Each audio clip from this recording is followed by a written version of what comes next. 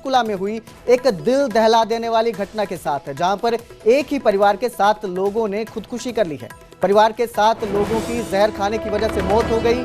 मूल रूप से यह परिवार जो था वो देहरादून का रहने वाला बताया जा रहा है। परिवार पंचकुला के सेक्टर 27 में जो है उसके शव मिले हैं, परिवार के लोगों के शव मिले हैं। घर के बाहर जो कार खड़ी थी उसमें 7 शवों की जानकारी मिली। जानकारी के मुताबिक भारी कर्ज के कारण परिवार ने यह कदम उठाया है। खौफनाक कदम जो आत्महत्या का कदम था, यह परिवार ने कर्ज की वजह से उठाया है। घटनास्थल पर कार से एक सुसाइड नोट भी बरामद हुआ है। पंचकुला में एक समारोह में भाग लेने ये परिवार आया था। वापस देहरादून लौटते समय पूरे परिवार ने जो है खुदकुशी जैसा खौफनाक कदम उठाया। मृतकों में प्रवीण मित्तल, प्रवीण के माता पिता, प्रवीण की पत्नी, 2 बेटियां और एक बेटा शामिल है। सुसाइड नोट के आधार पर पुलिस मामले की जांच कर रही है। तो ये बड़ी खबर इस वक्त की, पंचकुला में जो है एक ही परिवार के 7 लोगों ने सुसाइड जैसा खौफनाक कदम उठाया और जहर निगलकर मौत को गले लगाया। कर्ज की वजह से ये परिवार परेशान बताया जा रहा था, जिसके चलते उन्होंने ये कदम उठाया है।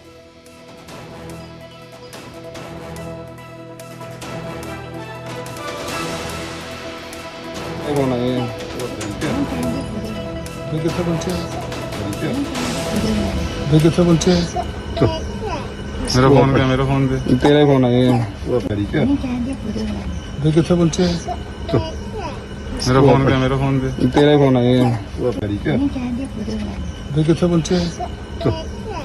मेरा फोन पे, मेरा फोन पे तेरा फोन है ये। तो पंचकुला में ये जो है खौफनाक वारदात सामने आई है, जहां पर एक ही परिवार के 7 लोगों ने आत्महत्या जो है वो कर ली है। खौफनाक कदम उठाया है। कर्ज की तंगी से ये जो परिवार है ये परेशान बताया जा रहा था। मूल रूप से देहरादून का रहने वाला था, जो पंचकुला में एक समारोह में शामिल होने पहुंचा था, जहां पर वापस लौटते समय इस परिवार ने जहर खाकर सुसाइड कर लिया। सभी के जो शव हैं वो एक कार से बरामद हुए। कार में ही सभी लोगों के शव बरामद हुए हैं। 7 जो लोग हैं उन्होंने जहर खाकर खुदकुशी कर ली है। मृतकों में प्रवीण मित्तल, प्रवीण के माता पिता, प्रवीण की पत्नी, 2 बेटियां और एक बेटा शामिल है। इनसे एक सुसाइड नोट भी बरामद हुआ है, जिसके आधार पर पुलिस जो है मामले की जांच कर रही है। सुसाइड नोट में कर्ज के चलते परेशानी की जो है वो बात का जिक्र किया गया है, जिसकी वजह से सुसाइड जैसे इस खौफनाक कदम को परिवार के द्वारा अंजाम दिया गया और उठाया गया इस कदम को, और सभी लोगों ने जहर निगल कर आत्महत्या कर दी। मेरा फोन पे, मेरा फोन पे तेरा फोन है। 6 व्यक्ति यहाँ लाए गए हैं ओजस हॉस्पिटल में, और फिर जब यहाँ पहुँचे तो ये भी पता लगा कि उनकी मृत्यु हो गई है। और एक व्यक्ति जो सेक्टर 6 सिविल अस्पताल ले गए थे, जिनको उनकी भी मृत्यु हो गई है। तो इस मैटर में जो हमें प्रथम दृष्टया लग रहा है कि ये आत्महत्या का मैटर है ना, सुसाइड का मैटर है प्राइमा फेसी। तो फिर भी फीमेल क्राइम टीम मौके पर पहुँच चुकी है, इन्वेस्टिगेटिंग ऑफिसर्स मौके पर पहुँच चुके हैं। हम सारे साइंटिफिक एविडेंस कलेक्ट करेंगे और इस मैटर को प्रॉपरली एनालाइज करेंगे। बट तो पंचकुला में एक ही परिवार के 7 लोगों की खुदकुशी से जो है सनसनी फैल गई है। कार में 7 लोगों के शव बरामद हुए हैं। कर्ज के चलते, भारी कर्ज के चलते ये जो परिवार है ये बताया जा रहा था कि परेशान था, इसकी वजह से इन्होंने ये कदम उठाया। मूल रूप से देहरादून का रहने वाला था। पंचकुला के सेक्टर 27 में कार में शव इनके बरामद हुए हैं। तो कर्ज के कारण ये परेशान थे, जिसकी वजह से इन्होंने खौफनाक कदम उठाया सुसाइड का। ये बताया जा रहा है कि सुसाइड किया है। इस खबर पर मेरे सहयोगी अंकित दुदानी हमारे साथ लाइव जुड़े हैं। अंकित, क्या कुछ अपडेट इस मामले में? बिल्कुल, जिस तरह से सुसाइड का मामला सामने आया है, और हालांकि पुलिस कई एंगल पर जांच कर रही है, और पुलिस के एंगल की अगर बात करें तो कॉल डिटेल खंगाली जा रही है, और कॉल सोशल जो अकाउंट हैं वो खंगाले जा रहे हैं। जो गाड़ी के ऊपर फास्टैग लगा था उसकी डिटेल खंगाली जा रही है।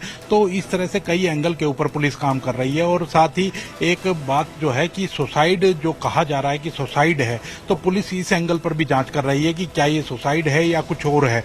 पहले के मार करके और फिर बाद में गाड़ी में बैठाया तो नहीं गया है, कुछ ऐसा तो नहीं है। तो पुलिस हर एंगल के ऊपर जांच कर रही है। और सुसाइड नोट जो है वो 1 नहीं 2 मिले हैं, 2 सुसाइड नोट मिले हैं। हालांकि पुलिस ने जो है अभी तक किसी को भी वो सुसाइड नोट अवेलेबल नहीं कराए हैं, क्यों पब्लिक डोमेन के अंदर वो सुसाइड नोट नहीं आए हैं, लेकिन फोरेंसिक जांच उसकी भी करवाई जा रही है कि वो कब लिखे गए हैं और जो लिखावट हो उससे भी सारी जानकारी मिलती है। आप देख सकते हैं कि हम सेक्टर 25 के जो ये चौकी है उसके अंदर मौजूद हैं और सेक्टर 25 चौकी के अंदर ही जो पूरा ये मामला है वो यहाँ आया हुआ है। तो कहीं ना कहीं इस मामले की जो बात जो है वो परिजन सारे यहाँ पहुंचे हुए हैं और परिजनों से भी बात करने की भी कोशिश करेंगे। आप उनके परिजन साथ में कर लेते हैं? आप उनके परिजन हैं? हाँ, मेरे चाचा जी थे, वो मेरे चाचा और दादाजी थे। चाचा जी और दादाजी थे।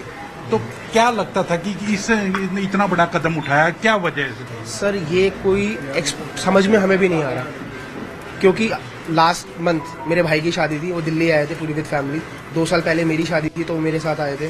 लास्ट 13 तारीख को मेरी बात हुई है उनसे, तो नॉर्मली उन्होंने कुछ भी ऐसा ब्रीफ ही नहीं किया कि मैं इतना परेशानी में हूँ, ये हूँ वो हूँ। जो लॉसेस की बात आ रही है वो 2007 में हुए थे, जो बैंक ने अपनी पोजीशन ले ली थी उसके बाद उनका कोई प्रॉब्लम था ही नहीं।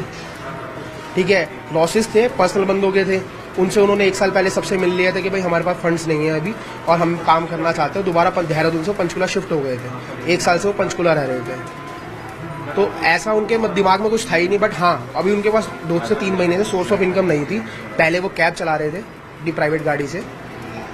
इवन कोई आपका देहरादून में कोई लोकल न्यूज़पेपर आता है जिसमें एडवर्टाइजमेंट डलती है, वो 3,000 रुपये पर वीक की उसमें ऐड भी डलवाते थे। उन्होंने 3 से 4 साल देहरादून में ये काम किया इसी गाड़ी से। जिस गाड़ी संपर्क में थे आप लोग? जी, लगातार संपर्क में थे, बट उन्होंने कभी भी इस चीज़ की कोई शो ही नहीं होने दिया कि हम कुछ प्रॉब्लम में है। जो बंदा देहरादून से दिल्ली शादी में आ रहा है 30 तारीख को, अपने खर्चे पे आ रहा है, सब कुछ खर्चा भी होता है, आप खुद समझदार हो, बट उन्होंने कभी ये बताया ही नहीं कि हम ऐसे प्रॉब्लम में हैं। ये कोई इतना बड़ा कदम उठाता है तो कहीं ना कहीं मानसिक हालात या सब इसीलिए हम सुसाइड नोट देखना चाहते हैं कि ऐसे बेसिकली हुआ क्या, भाई रिलेटिव्स के साथ ऐसा हुआ क्या जो उन्होंने इतना बड़ा स्टेप उठाया। कोई बीमारी तो नहीं थी? किसी कोई बीमारी नहीं थी। मेरे दादाजी को हल्का सा ब्रेन ट्यूमर की प्रॉब्लम थी। वो एक्चुअली में क्या है कि अकेले जैसे बैठे हैं या कहीं पे भी बैठे हैं तो वो अब्यूज़ वर्ड यूज़ करते थे जैसे पागल लोग करते हैं। तो उनकी उसकी टैबलेट चल रही थी और किसी को कोई प्रॉब्लम नहीं थी। चाचा जी को बीपी की प्रॉब्लम थी और बीपी की प्रॉब्लम टैबलेट्स जो लेते थे वो सुबह और इवनिंग लेते थे बस। कोई ड्रिंक व्रिंक करते थे? कोई कभी नहीं, कभी नहीं, कोई नहीं, कभी नहीं। दादाजी स्मोक करते थे, वही बीड़ी पीते थे, बट उसके अलावा कुछ नहीं। तो आपको कब पता चला कि ये घटना हो गई है? सर एक्चुअली में क्या है, जो उनका सुसाइड नोट मिला उसमें संदीप अग्रवाल जी का नाम था, वो उनके चाचा के लड़के हैं। तो पुलिस वालों ने उनको फ़ोन किया, उनका फ़ोन गया मेरे बड़े वाले चाचा को जो उनके सगे भाई हैं जितेंद्र को। उनका कॉल हमारे पास आता रात को 12:30 बजे कह रहा हूँ। तो हमने कॉल उठाया तो ऐसे बात, हमें लगा कि कोई मजाक कर रहा है या कोई फेक हो सकता है, क्योंकि 7 लोग ऐसे नहीं कर सकते। फिर हमें पता चला कि उनको हॉस्पिटल, ओजस हॉस्पिटल में लेके गए हैं। ऑनलाइन मैंने ओजस हॉस्पिटल का नंबर निकाला और हमने कंफर्मेशन किया कि क्या क्या हुआ। तो उन्होंने बोला कि 6 डेड बॉडी ऐसे ऐसे हैं और जो 7th परवीन मित्तल जी हैं वो अलाइव थे, तो उनको ट्रीटमेंट के लिए वहाँ ले गए। आप कब से कहाँ रहते हैं? और मैं दिल्ली में रहता हूँ सर, आरिशमा रोड पे। तो यहाँ जब आपको पता चला तो आप ओजस हॉस्पिटल गए थे डेड बॉडी देख? सर अभी एक्चुअली में क्या था, हमें पता था कि यहाँ टाइम लगेगा, तो हम दिल्ली से चले 6 बजे के अराउंड, क्योंकि सारे रिलेटिव्स को लेकर आना था। हम दिल्ली से 4 से 5 गाड़ियाँ लेकर आए हैं, ठीक है, जो हमारे रिलेटिव्स हैं, और कुछ गाड़ियाँ भी अभी आई हैं बरवाला से, जहाँ हमारा गाँव है। इतने, क्योंकि आपके तो खुद चाचा थे तो आप देखते थे, क्या कहीं ना कहीं मजबूती नहीं थी? कमजोर आदमी थे? क्योंकि कोई ऐसा एक कदम जो उठा सकता है कोई कमजोर आदमी उठा सकता है। सर मिडिल क्लास थे, अर्निंग नहीं थी 2-3 महीने से, बाकी उनको कोई स्ट्रेस नहीं था। जब मैं बोल रहा हूँ लास्ट मंथ वो मेरे भाई की शादी में आए थे। तो इस खबर पर अंकित मैं आपको यहाँ पे रोकना चाहूंगा। इस खबर पर ज्यादा जानकारी के लिए हमारे सहयोगी तारा ठाकुर भी हमारे साथ है। तारा, क्या कुछ अपडेट है इस मामले में? आप सुन पा रहे हैं मुझे? जी, तो क्या कुछ अपडेट इस मामले में? अभी क्या परिस्थिति है, क्या हालात हैं? जी बिल्कुल, देखिए पंचकुला में एक दिल दहलाने वाली जो घटना है कल देर रात हुई है। एक जो परवीन मित्तल है उनके पूरे परिवार के साथ जो है जहर निगलकर जो है सुसाइड करी, और उसके बाद जहां पर परिवार एक सदमे में है, वहीं जो है पूरे पंचकुला में एक भय का माहौल बना हुआ है, क्योंकि ऐसी घटना पंचकुला में आज से पहले देखने को नहीं मिली है। और बताया ये जा रहा है कि जो परवीन मित्तल हैं वो कुछ समय पहले ही जो है देहरादून टूर एंड ट्रैवल के काम को लेकर शिफ्ट हुए थे और पहले वो पंचकुला ही रहा करते थे, लेकिन कर्ज के कारण जो है वो ये शहर छोड़कर वो देहरादून चले गए थे और वहां पर टूर एंड ट्रैवल का जो है वो काम कर रहे थे। जो जानकारी हमें मिल पा रही है कि यहाँ पर जो हनुमंत कथा कार्यक्रम है 5 दिन का, उसके लिए यहाँ पर पूरे परिवार के साथ पहुंचे थे और सेक्टर 27 में जब पहुंचे ये कथा सुनकर, उसके बाद उन्होंने पहले अपने परिवार को जहर दिया और उसके बाद खुद